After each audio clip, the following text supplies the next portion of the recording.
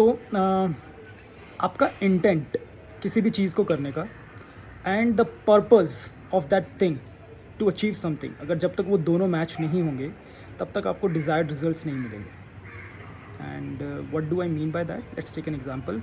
आपके पास एक सिडान कार है, आपको ऑफ रोडिंग जाना है और आप उस सिडान कार को लेके ऑफ रोडिंग करने चले जाते हैं। The purpose of that car is to be driven on the tarmac. Road पे चलाने के लिए बनी है, सिटी ड्राइव के लिए बनी है, आप उसको ऑफ रोडिंग पर लेके जा रहे हो। ना ही आपकी ऑफ रोडिंग होगी, उल्टा आपका खर्चा इतना बैठ जाएगा कि you need to buy a new car. It's very simple. So आपका इंटेंट ऑफ रोडिंग का है but the purpose of the car is something else, तो दोनों मैच नहीं हो रहे। So why am I bringing this topic is people go to gym to work out thinking they are burning more calories and it will help them burn more fat, but sorry ऐसा नहीं होता है। Workout का कोई direct relationship नहीं है आपके fat burning process से। There is an indirect relationship. You work out to get stronger and build more muscle mass.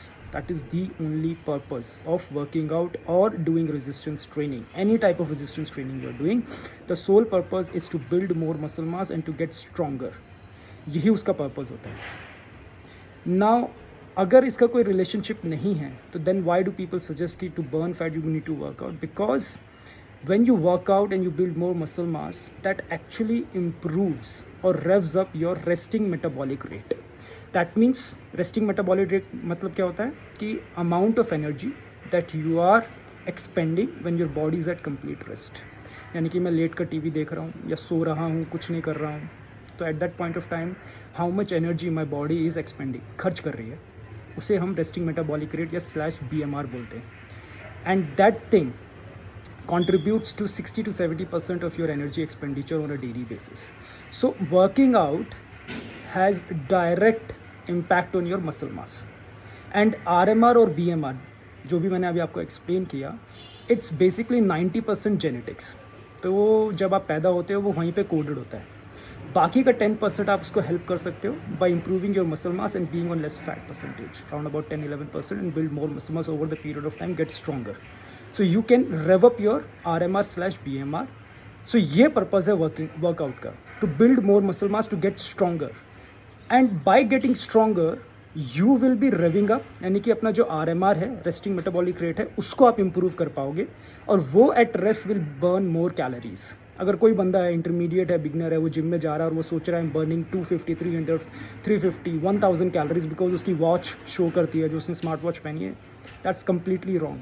वो होता ही नहीं है। At the max you will be able to 100 calories even if you do the best workout of your life. और अगर बहुत अच्छा athlete होगा अगर तो 150, 170, 200 calories eight the max.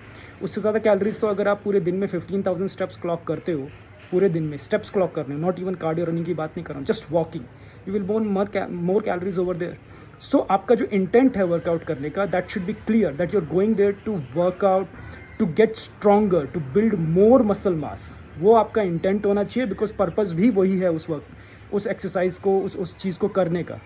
And when the intent and the purpose both matches, you will get the desired results. लेकिन अगर आप सिर्फ वर्कआउट करने ये सोच के जा रहे हो कि यार मैं बहुत कैलोरीज बर्न कर लूँगा, sorry, it's not gonna help you out. So आपका इंटेंट और पर्पस बहुत क्लियर होना चाहिए। Workout to get stronger, to build more muscle mass, that impacts your RMR/BMR and that helps you burn more calories at rest, which is basically 60 to 70% of your total daily energy expenditure.